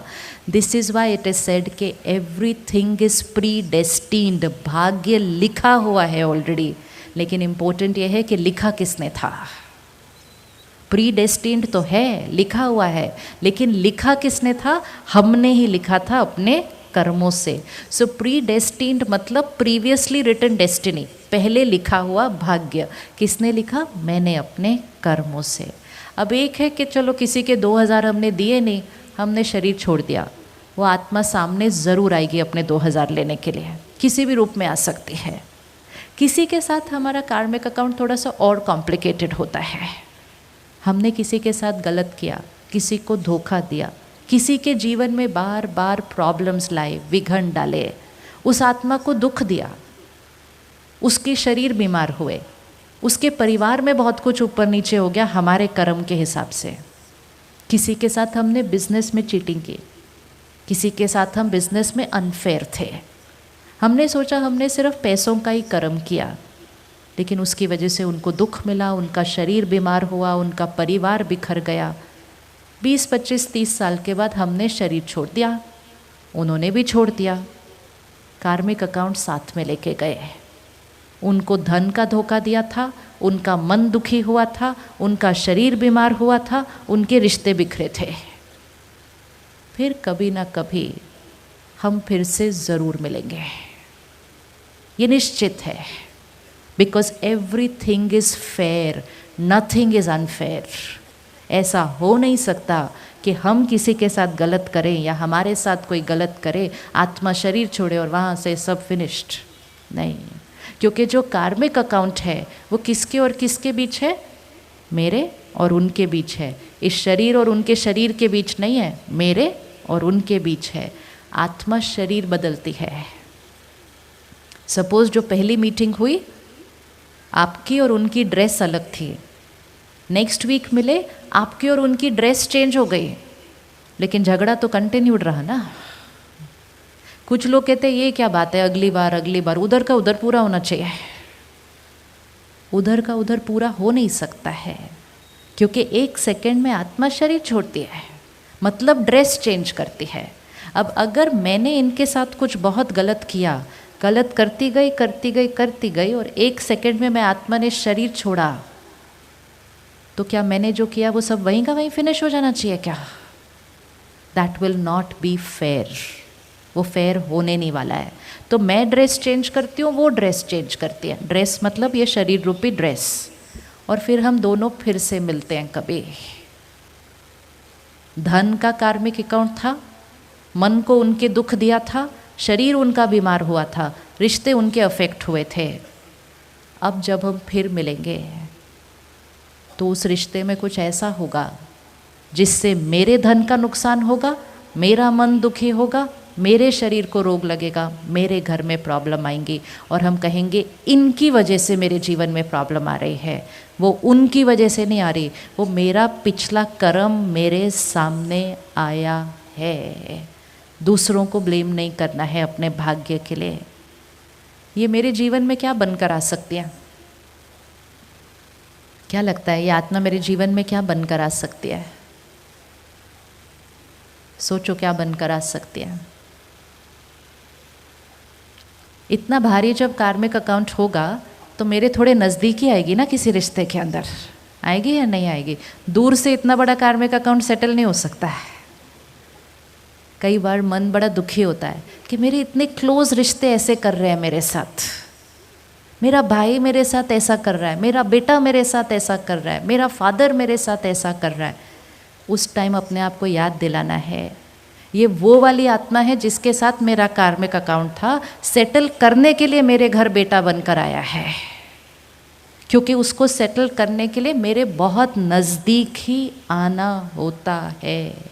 अटैचमेंट होगी, रिश्ता बहुत प्यारा होगा, दर्द सबसे ज़्यादा होगा, लेकिन वही तो वो कार्मिक अकाउंट था। उसमें भी अब उनको नहीं क्वेश्चन करना है, अपने कर्म को चेंज करना है ताकि इस बार वो कार्मिक अकाउंट क्या हो जाए, सेटल हो जाए, हमारा प्रेजेंट भी सुंदर बन जाए और हम जब फिर मिलेंगे तो वो वाली मीटिंग बहुत अच्छी वाली होगी। इसलिए सामने वाला कुछ भी कर रहा हो, दुखी होकर, परेशान होकर, नाराज़ होकर, नफ़रत करके अपने कार्मिक अकाउंट को और नहीं उलझाना उनके साथ। वो पहले से ही भारी वाला कार्मिक अकाउंट आगे आया है। इस बार उनके लिए सिर्फ क्या देना है, कैसी थॉट्स क्रिएट करनी है, कैसी थॉट्स क्रिएट करनी है। सिर्फ और सिर्फ ब्लेसिंग्स, ब्लेसिंग्स, ब्लेसिंग्स, ब्लेसिंग्स, ताकि मेरे से प्रेजेंट एनर्जी सारी कैसी जाए, प्योर प्योर प्योर। थोड़े दिन में यहीं पे कार्मिक अकाउंट चेंज हो जाएगा। क्योंकि सामने वाले के ऊपर जो हम चोट दे के आए हैं ना, हमें उस चोट को क्या करना है, हीलिंग करनी है। अभी करेंगे आप किसी एक रिश्ते की हीलिंग? करेंगे? अभी करें। 4 थॉट्स बहुत इम्पोर्टेंट है। अगर कोई हमारे साथ गलत कर रहा है तो हमें ये पता है कि वो इस टाइम हमारे साथ क्यों गलत कर रहा है, क्योंकि हम कुछ ना कुछ करके आए हैं। तो जब हम मेडिटेशन में बैठते हैं, हम थॉट पावर से अपने कार्मिक अकाउंट को सेटल कर सकते हैं। थॉट पावर से अपने कार्मिक अकाउंट को सेटल कर सकते हैं। सबसे पहली थॉट, हमें मन में हमें उनको सॉरी बोलना है। किस बात के लिए सॉरी बोलना है? हमें उनको किस बात के लिए सॉरी बोलना है? गलत तो वो व्यवहार कर रहे हैं हमारे साथ, हमें उनको किस बात के लिए सॉरी बोलना है? पहले मुझे याद नहीं है, लेकिन कभी ना कभी मैंने आपको दुख दिया है। क्योंकि अगर मैंने आपको दुख दिया ना होता, आप आज इतने दर्द में होते ना जो आप इस तरह से बिहेव कर रहे हो। तो सबसे पहली थॉट, और इसको फिक्स कर लीजिए, इसको अगर आप रोज़ करेंगे ना, आपका कार्मिक अकाउंट उस आत्मा के साथ सेटल हो जाएगा, चेंज हो जाएगा, यहाँ के यहाँ रिश्ता बदल जाएगा। क्योंकि अगर हम ये नहीं करते हैं, हम अभी भी उस रिश्ते में बहुत दर्द दर्द दर्द, दुख, मेरा बच्चा ऐसा क्यों कर रहा है, मेरा भाई ऐसा क्यों, ये दुख और दर्द उस कार्मिक अकाउंट में और नेगेटिविटी डालता है। नेगेटिविटी आ रही है, यहाँ से कौन सी जानी चाहिए? सिर्फ यहाँ से कौन सी जानी चाहिए? Pure and positive. सामने वाले को देखो, इसको हम चोट देकर आए हैं, तो इस समय हमारी जिम्मेवारी है कि उस चोट को हम क्या करें? उस चोट को हीलिंग करनी है। तो सबसे पहली thought, I am sorry, I am sorry. चाहे वो छोटा सा बच्चा हो, आपका छोटा सा बच्चा हो, कहना ही नहीं मानता, मदर पे ज़ोर ज़ोर से चिल्लाता है, कभी कभी तो हाथ पे उठा देता है। पेरेंट कहते हैं मेरे बच्चे को मेरे से क्या प्रॉब्लम है। ये वो वाली सोल है जिसको हम कभी ना कभी कुछ दुख देकर आए हैं, लेकिन हमारा प्रेजेंट रिश्ता बहुत ब्यूटीफुल है, तो हमें उस कार्मिक एनर्जी को क्या करना है? ठीक करना है, चेंज करना है। तो सबसे पहली थॉट, मैंने जो आपके साथ पहले किया था उसके लिए आई एम सॉरी। बोल लीजिए मन में अभी इस टाइम उनके लिए, जिस एक रिश्ते को आज ठीक करते हैं। आई एम सॉरी क्योंकि मैं कभी ना कभी आपको दर्द दिया था। फर्स्ट थॉट, हमने उनको सॉरी बोलना है। सेकंड थॉट, आज जो आप मेरे साथ कर रहे हैं उसके लिए आई फॉरगिव।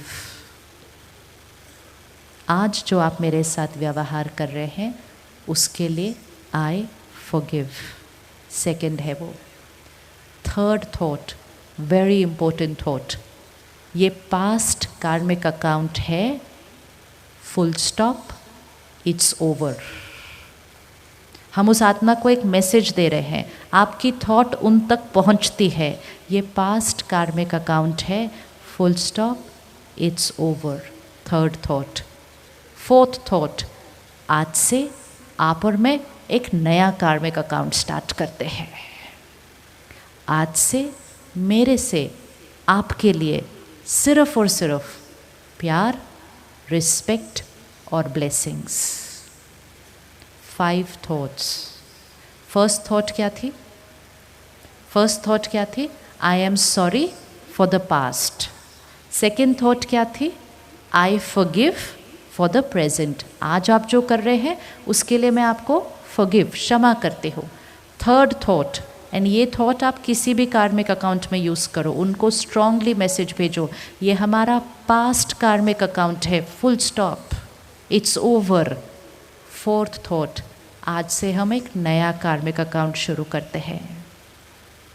फिफ्थ थॉट, मेरी तरफ से आपके लिए सिर्फ और सिर्फ प्यार, रिस्पेक्ट और ब्लेसिंग्स। ये बिल्कुल वैसे ही वर्क करेगा जैसे आप किसी रिश्ते को अगर ठीक कर रहे हो ना, तो हम लोगों को जाके क्या बोलते हैं? सॉरी मैंने आपके साथ जो किया, आई फॉरगिव जो आप मेरे साथ कर रहे हैं। पुरानी बात बीत गई ना, ख़त्म करो, फुल स्टॉप, आज से एक नई शुरुआत करते हैं। हम बोलते हैं या नहीं बोलते? ऐसा करते हैं ना लोगों के साथ जाके? करते नहीं करते? क्या बोलते हैं हम उनको? आई एम सॉरी जो मैंने किया, आपने जो किया मैंने भूल दिया, छोड़ देते हैं। ये हमारा पास्ट था, ख़त्म हुआ। आज से हम क्या करते हैं? एक नई शुरुआत करते हैं। आज से आपके और मेरे बीच में सिर्फ क्या? प्यार और रिस्पेक्ट। सामने सामने बैठकर हम ऐसा करते हैं या नहीं करते लोगों के साथ? जो हम सामने बैठकर शब्दों में करते हैं वो हम मन से, थॉट से कर सकते हैं उन बातों के लिए जो सामने अभी नहीं हुई थी, लेकिन हमें पता है कि वो पास्ट का कैरी फॉरवर्ड है। 5 थॉट्स को रिपीट करेंगे एक बार, फिर उसको रोज़ करेंगे हम। रोज़ सुबह 2 मिनट दे दीजिए उस रिश्ते के लिए, 2 मिनट्स सुबह, 2 मिनट्स रात को सोने से पहले। दिन में वो जब याद आए यही थॉट क्रिएट करना। थोड़े दिन के अंदर आपके कार्मिक अकाउंट की एनर्जी चेंज होने लगेगी। अगर हम ये नहीं करेंगे तो हमारे अंदर से उनके लिए दुख, दर्द, चिंता, गुस्सा ये निकलता जाएगा और हमारा वो कार्मिक अकाउंट क्या होता जाएगा? नेगेटिव। पहले भी नेगेटिव था, प्रेजेंट भी नेगेटिव हो जाएगा, फ्यूचर और कॉम्प्लिकेटेड हो जाएगा। चलिए 5 थॉट्स। पहले वाली कौन सी? आई एम सॉरी जो आपको पहले दर्द दिया उसके लिए। सेकंड, आई फॉरगिव जो आज आपने मेरे साथ किया उसके लिए आई फॉरगिव। थर्ड, पास्ट कार्मिक अकाउंट था, पूरा हुआ, फुल स्टॉप। फोर्थ, आज से हम एक नया कार्मिक अकाउंट शुरू करते हैं। 5th, मेरी तरफ से आपके लिए सिर्फ और सिर्फ प्यार, लव, रिस्पेक्ट, दुआएं। ईजी है ये 5 थॉट्स क्रिएट करना? किस किस को लगता है 5 थॉट्स क्रिएट करना ईजी है? ये आप किसी के लिए भी कर सकते हैं। कोई आपके साथ बिजनेस में आपसे लोन लिया, वापस ही नहीं दे रहा, आप उसको रोज़ मैसेज भेजिए यहाँ से, ये पास्ट कार्मिक अकाउंट है, पूरा हुआ, मुझे निश्चित है कि आप आकर मुझे इस दिन पर ये अमाउंट देकर जाने वाले हैं। मैसेज भेजते जाओ, भेजते जाओ, भेजते जाओ, कार्मिक अकाउंट चेंज हो जाएगा। अगर ये नहीं भेजा तो रोज़ उसके लिए नेगेटिव थॉट क्रिएट कर देते हैं, कैसा है, फ़ोन भी नहीं उठाता, बात भी नहीं करता, देता भी नहीं, तो वो नेगेटिव कार्मिक अकाउंट क्या होता जाता है? और कॉम्प्लिकेटेड। नेगेटिव को और नेगेटिव नहीं होने देना, नेगेटिव को और नेगेटिव नहीं होने देना, क्योंकि हर नेक्स्ट मीटिंग पहली मीटिंग से क्या हो जाएगी? ज़्यादा कॉम्प्लिकेटेड हो जाएगी। अब अगर किसी ने हमारे साथ बहुत बहुत गलत किया हो, क्या हम उसको दुआएं दे सकते हैं? दुआएं दे सकते हैं? इतनी अच्छे से अभी 5 थॉट्स रिपीट की और अभी हाँ भी नहीं बोलते। दुआएं दे सकते हैं या नहीं दे सकते हैं? क्यों देना है? क्योंकि प्रेजेंट में उस कार्मिक अकाउंट को चेंज करना है। ये कब करना है? आखिरी 2.5 घंटे में नहीं करना है, क्योंकि हमें हमारा 31 मार्च नहीं पता है। तो हमें कब करना है? आज करना है। फ्यूचर के लिए नहीं कर रहे, हम अपने प्रेजेंट के लिए कर रहे हैं। हमारा प्रेजेंट बहुत सुंदर बन जाएगा। जैसे करते जाएंगे ना, हमारी थॉट्स बदलती जाएंगे, हमारी तरफ से उनकी तरफ जाने वाली एनर्जी चेंज हो जाएगी। कार्मिक अकाउंट चेंज होना ही होना है। और जैसे ही हम ये करना शुरू करेंगे, हमने अपना कर्म बदल दिया, और क्योंकि हमने अपना कर्म बदल दिया, हमारा भाग्य क्या हो जाएगा? बदलता जाएगा। तो अपना भाग्य कौन लिख रहा है? सारा दिन हम अपना भाग्य लिख रहे हैं। आज से ये अटेंशन बहुत रखनी है। मेरा कर्म, मेरा संस्कार, 2 ही चीज़ें मेरे साथ जाएंगी। हर कर्म मेरा भाग्य लिख रहा है। बाहर की दुनिया की चीज़ें करने में अंदर के बिजनेस के अंदर कभी नुकसान नहीं करना। 2 बैलेंस शीट बन रही है, एक बाहर के बिजनेस की, एक बाहर के बिजनेस की, एक कर्मों के बिजनेस की। बाहर के बिजनेस में प्रॉफिट के लिए कर्मों के बिजनेस में लॉस नहीं करना बहुत भारी पड़ता है। ये नहीं कहना बिजनेस है थोड़ा बहुत तो चलता है, वो थोड़ा बहुत अगर चलेगा तो फिर वो भाग्य में भी थोड़ा बहुत हो जाएगा। फिर बहुत ध्यान से हाईएस्ट लेवल ऑफ कर्मा, अपने और अपने परिवार का अगर भाग्य श्रेष्ठ बनाना चाहते हैं, सबसे पहला ध्यान रखना चाहिए हमारे घर में जो धन आता है वो दुआओं के साथ आना चाहिए। वो सबसे पहले कार्मिक एनर्जी है जो हर घर के अंदर एंटर हो रही है। धन दुआओं के साथ आना चाहिए। धन कमाने में इतने व्यस्त ना हो जाए कि किसी को डांट रहे हैं, किसी पे चिल्ला रहे हैं, किसी पे प्रेशर डाल रहे हैं, किसी को चीट कर रहे हैं, किसी के साथ। ये धन घर में लाना नहीं। और अगर कोई ऐसा धन घर में ला रहा है तो परिवार वालों को ऐसा धन स्वीकार नहीं करना चाहिए, क्योंकि ये धन की एनर्जी घर के भाग्य पर असर करेगी। धन घर आए, दुआओं के साथ आए। जिनके साथ हम काम करें वो हमसे संतुष्ट होने चाहिए, जिनके लिए हम काम करें वो हमसे संतुष्ट होने चाहिए। बिजनेस मतलब अपने फायदे से पहले सामने वाले का फायदा सोचना। बाहर दुनिया में जाएंगे तो ये इक्वेशन नहीं मिलेगी। बिजनेस मतलब अपने फ़ायदे से पहले सामने वाले का फ़ायदा सोचना। अगर अपने फ़ायदे से पहले सामने वाले का फ़ायदा सोचा तो धन आएगा, लेकिन उनकी दुआओं के साथ आएगा। आएगा या नहीं आएगा? उनकी दुआओं के साथ। अगर अपना फ़ायदा सोचा तो सिर्फ धन आएगा, और अगर उनका नुकसान सोचा तो धन के साथ कुछ और आ जाएगा। लेकिन अगर उनका फ़ायदा सोचा तो धन से पहले दुआएं आएंगी, और जिनके घर दुआएं आएंगी उनके घर धन आएगा या नहीं आएगा? जिनके घर दुआएं आएंगी उनके घर धन आएगा या नहीं आएगा? धन आएगा। आपकी कैपेसिटी से ज़्यादा धन आएगा क्योंकि आपके घर दुआएं आई हुई हैं। ये सिंपल बिजनेस रूल होता है। एक बिजनेस करने का तरीका, मेरा फ़ायदा भले उनका नुकसान। दूसरा बिजनेस करने का तरीका, मेरा फ़ायदा उनका कोई नुकसान नहीं। और तीसरा बिजनेस करने का तरीका, मेरे से पहले उनका फ़ायदा। क्लियर हो गया? अगर बिजनेस करने के तरीके बदल जाएंगे, काम करने के तरीके बदल जाएंगे, धन घर आएगा, लेकिन धन से ज़्यादा दुआएं आएंगी। और जिनके घर दुआएं आती हैं, भाग्य कैसा हो जाएगा, क्योंकि पॉजिटिव एनर्जी हमारे घर में आती जा रही है। आपके कोई भी पास्ट कार्मिक अकाउंट को भी आपकी कमाई हुई दुआएं चेंज कर सकती हैं। इसलिए हम सबका अनुभव है, जीवन में कोई बात आती है और ठीक हो जाती है तो आसपास के सब लोग बोलते हैं किसी की दुआ लगी है। बोलते हैं कि नहीं, किसी की दुआ लगी है। तो अपने बैंक अकाउंट में दो होने चाहिए, एक पैसा सेव करना है, दूसरा दुआएं। रोज़ चेक करना है आज मैंने कितनी दुआएं कमाई हैं। जब जीवन में कोई बात आती है, पैसा काम आए ना आए नॉट श्योर, लेकिन दुआएं तो बड़े से बड़े विघ्न को ख़त्म कर देती है, असंभव को संभव कर देती है। दुआएं बहुत सारी कमा के रखी होनी चाहिए, अपने लिए, अपने परिवार के लिए। हर कर्म उस इंटेंशन से करे कि मुझे अच्छी एनर्जी मिल रही है, मुझे सामने वाले से अच्छी एनर्जी मिल रही है, क्योंकि हम सबको सुख दे रहे हैं। तो अपने फ़ायदे से ज़्यादा दूसरे का फ़ायदा सोचे। धन को लक्ष्मी का दर्जा दिया जाता है। तो लक्ष्मी मतलब प्योरिटी, डिविनिटी। तो धन दुआओं के साथ आना चाहिए। फिर उस धन से हम परिवार का अन्न खरीदते हैं। तो धन प्योर, सात्विक। फिर अगर भाग्य श्रेष्ठ बनाना है तो अन्न प्योर चाहिए घर के अंदर, क्योंकि वो भी तो एक कार्मिक अकाउंट है ना। और उस अन्न का असर सीधा किस पर पड़ रहा है? मन पर पड़ रहा है। और मन का सीधा असर किस पर पड़ रहा है? तन पर पड़ रहा है।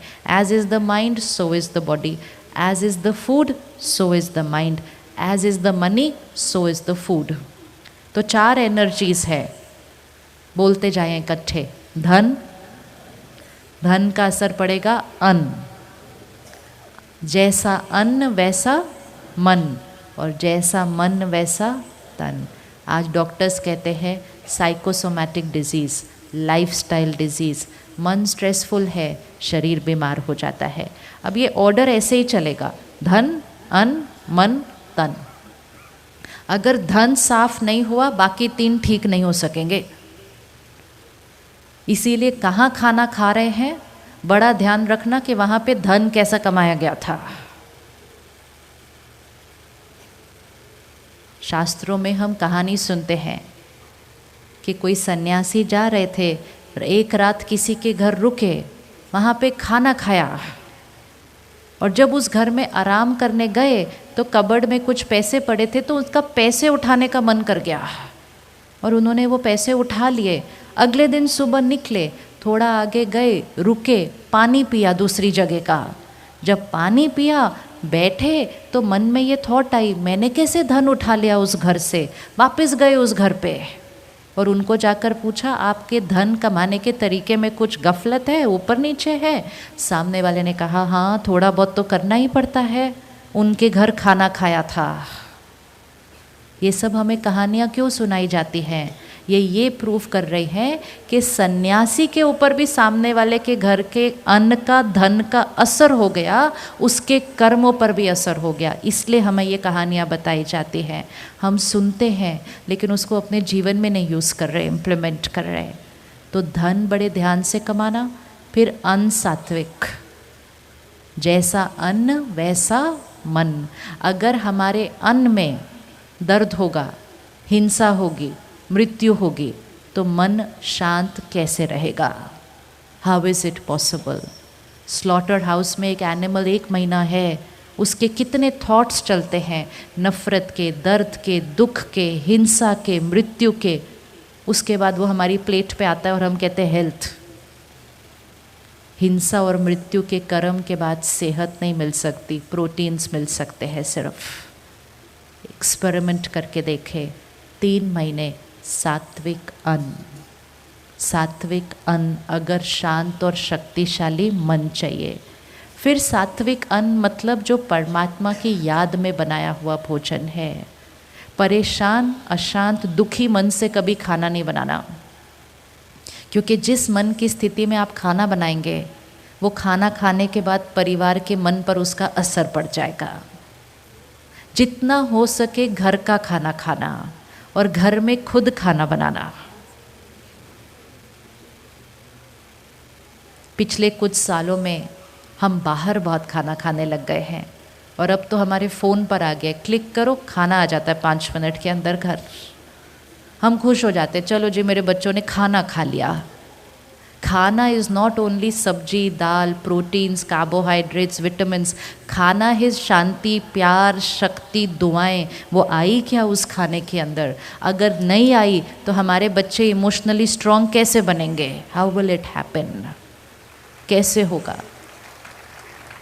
प्रॉफिट के लिए जो खाना बनाया जाता है, पैसा कमाने के लिए जो खाना बनाया जाता है, वो उनका बिजनेस है, विच इज़ राइट। जब ज़रूरत पड़े तब हम जाएंगे, मजबूरी हो तब बाहर खाएंगे।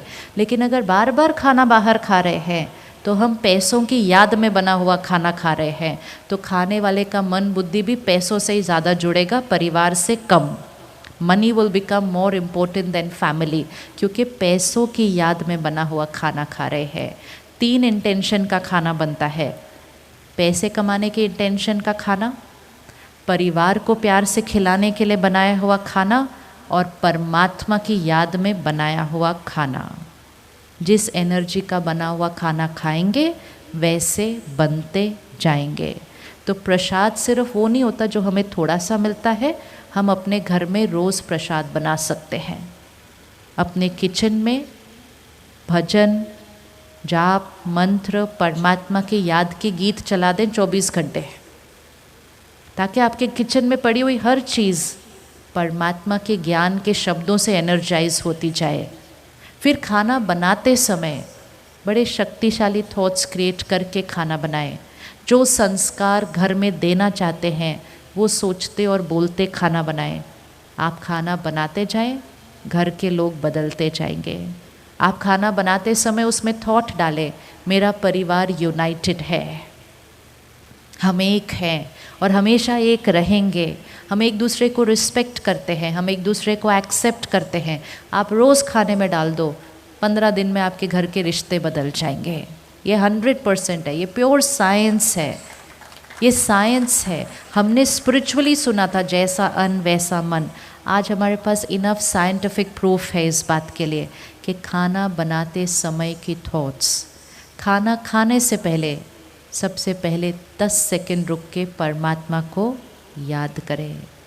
बचपन से सीखा था, ताकि हम आत्मिक स्थिति में परमात्मा का ज्ञान और शक्ति भर के खाने को एनर्जाइज करके फिर खाएंगे। घर में मर्यादा बना लें, no TV, no phone while eating. कर सकते हैं मर्यादा घर के अंदर? खाना खाते समय ना टीवी ना फोन। खाना दूषित हो रहा है, खाना दूषित हो रहा है, क्योंकि उसमें इधर उधर की सारी बातों की वाइब्रेशन जा रही है। सिर्फ और सिर्फ भगवान को याद करके फिर शांति में बैठ के या अच्छी अच्छी बातें करते हुए खाना खाना है। टीवी नहीं, फ़ोन नहीं, झगड़ा नहीं, आर्ग्यूमेंट नहीं, कोई प्रॉब्लम की डिस्कशन नहीं, बिजनेस की डिस्कशन नहीं। खाना खा रहे हैं, तब वो खाना सात्विक हो जाएगा। फिर तीसरा, सात्विक मन। सुबह उठते ही पहला 1 घंटा अपने मन को एनर्जाइज करने के लिए होना चाहिए, क्योंकि उस मन से ही सारा दिन का भाग्य लिखा जाएगा। वो मन ही हर कर्म करने वाला है। अगर हम उस मन को एनर्जाइज नहीं करेंगे तो कमज़ोर मन औरों के प्रभाव में आकर गलत कर्म कर देता है, और गलत कर्म हो गया तो भाग्य में गड़बड़ हो जाती है। तो सुबह सुबह वो भाग्य लिखने वाले मन को रोज़ सुबह परमात्मा के ज्ञान से एनर्जाइज करके और परमात्मा के साथ कनेक्शन जोड़ के उस मन को ऐसा बना लें। भगवान को भाग्य विधाता कहा जाता है। लेकिन भाग्य विधाता मतलब वो नहीं जो हमारा भाग्य लिखेगा। भाग्य विधाता मतलब भाग्य लिखने का विधान जो हमें सिखाता है उसको भाग्य विधाता कहते हैं।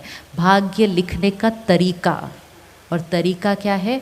हर राइट सोच, राइट वर्ड, राइट बिहेवियर। कैसे आएगा? रोज़ सुबह सुबह उसका ज्ञान स्टडी करने से। आज हम 2 घंटे बैठे परमात्मा का दिया हुआ ज्ञान सुन रहे हैं। सुनते सुनते थोड़ी थोड़ी सोच बदलती है या नहीं बदलती है? हाँ, उनके साथ ऐसा नहीं करना, ऐसा नहीं करना, ऐसा नहीं करना। जब रोज़ सुनेंगे परमात्मा का ज्ञान, और फिर सिर्फ ज्ञान नहीं सुनेंगे, उसके साथ कनेक्ट होकर आत्मा की बैटरी को चार्ज करेंगे, फिर वो ज्ञान हमारा प्रैक्टिकल लाइफ में आ जाएगा। इसको कहते हैं राजयोग। राजयोग मतलब परमात्मा से योग, जिससे हम स्वराज्य अधिकारी बन जाएंगे। आज हमारा अपने पर राज्य नहीं है, मन हमारे अनुसार नहीं चलता, मुख से बोल निकल जाते हैं, सॉरी बोलते हैं लोगों को, सॉरी मेरे मुंह से बात निकल गई है। स्वराज्य, स्वराज्य मतलब स्व पर राज्य। किसी परिस्थिति का, किसी व्यक्ति के बिहेवियर का, किसी साधन का, किसी खाने पीने की चीज़ का गुलाम नहीं, स्वराज्य। तो वो कैसे होगा? सुबह का 1 घंटा। इस समय की ज़रूरत है, नेसेसिटी। अगर अपने घर में एनर्जीज़ को हाई करना चाहते हैं, बच्चों को शक्तिशाली बनाना चाहते हैं, जो हमेशा सही सोचें, सही बोलें, डिस्ट्रैक्शन से बचे रहें, जीवन में बात आने पर हिल ना जाएं, तो बच्चों को स्ट्रॉन्ग बनाने के लिए पेरेंट को स्ट्रॉन्ग बनना पड़ेगा। और पेरेंट को स्ट्रॉन्ग बनने के लिए 1 घंटा सुबह अपने मन के लिए। तो सात्विक धन, सात्विक अन्न, सात्विक मन। सुबह सुबह पहली चीज़ फ़ोन का चेहरा नहीं देखना चाहिए, सारा दिन के कर्मों पर असर पड़ जाएगा। क्योंकि सुबह उठते ही पहले बाहर की दुनिया से कनेक्ट हो जाते हैं। सुबह का 1 घंटा अपनी अंदर की दुनिया के लिए है, अपने संस्कार और कर्मों के लिए है। ब्रह्मा कुमारीज ईश्वरीय विश्वविद्यालय में आज 9000 सेंटर है, 140 देशों में है, 10 लाख से भी ज़्यादा परिवार हर रोज़ 1 घंटे के लिए सेंटर पर आते हैं। Every single day 1 hour. ये सब काम करते हैं, परिवार संभालते हैं, बच्चे संभालते हैं। आज ये प्रोग्राम जिन्होंने किया है वो सब भी घर पे रहते हैं, अपना काम भी करते हैं, परिवार भी संभालते हैं। लेकिन अब उनके पास इतना टाइम हो गया है कि जिनको वो जानते भी नहीं हैं उनकी भी वो सेवा कर रहे हैं, क्योंकि वो रोज़ सुबह 1 घंटा अपने लिए निकालते हैं। तो वो औरों की सेवा करने के लिए भी उनके पास टाइम और एनर्जी आ गई है। That's the power of energising the self. तो जब 1 घंटा हम अपने लिए निकालना शुरू करते हैं, हमारे पास बहुत टाइम आ जाता है और हम लाइट रहना शुरू करते हैं। तो कल से हम सेंटर पर 1 वीक के लिए 1 घंटे के लिए आएंगे। आपके पास जो पास है, जिस पास के साथ आप अंदर आए थे प्रोग्राम में, उस पास पे सारे सेंटर्स के एड्रेस लिखे हुए हैं। जो सेंटर आपके सबसे नज़दीक है, जो सेंटर आपके सबसे नज़दीक है, वहाँ पर आप जाएंगे 1 घंटे के लिए, सिर्फ 3 दिन के लिए। सॉरी, ये कल से नहीं है, परसों से है। 3 दिन के लिए, 17th, 18th, 19th दिसंबर। 2 टाइम रखे हैं, सुबह 7 से 8 या शाम को 5 से 6। कोई दोनों में से एक टाइम चूज़ करिए, सुबह 7 से 8 या शाम को 5 से 6।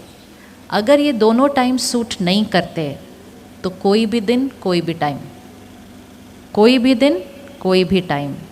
और ये निःशुल्क होता है। बहनें सेवा के लिए हमेशा हाजिर हैं। इससे ज़्यादा इजी कुछ नहीं हो सकता। परमात्मा के ज्ञान और शक्ति से हम किसी भी कार्मिक अकाउंट को सेटल कर सकते हैं।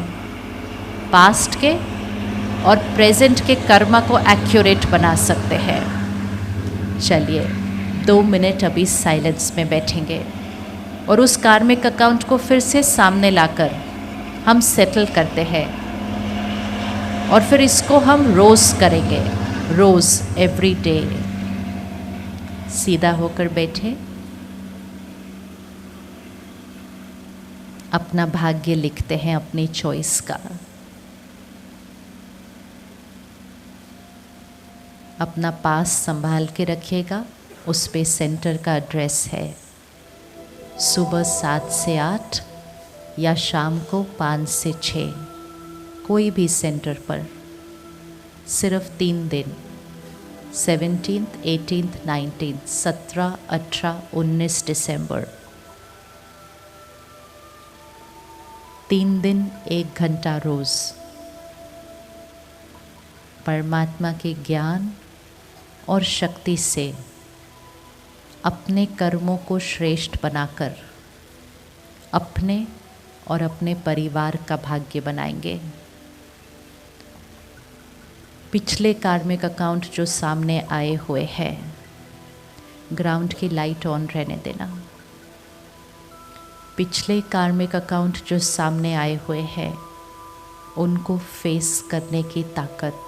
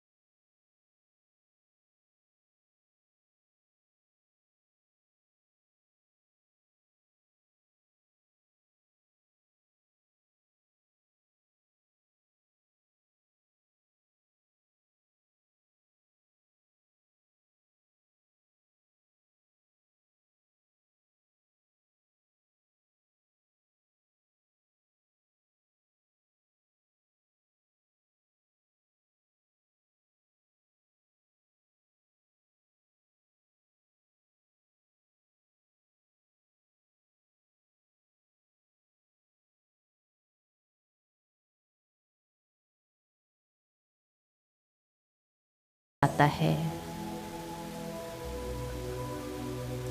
अन्न मेरे घर प्रसाद बनता है।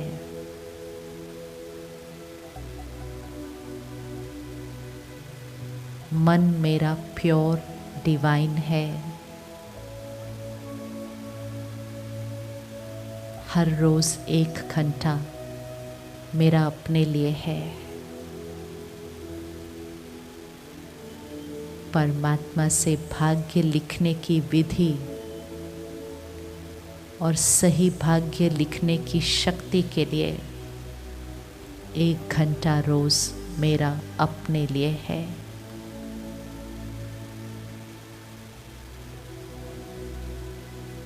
मेरी जीवन की प्रायोरिटी अटेंशन, मेरा हर कर्म, जीवन का लक्ष्य सबको सुख देना, दुआएं कमाना। मेरा कर्म मेरा भाग्य लिखता है।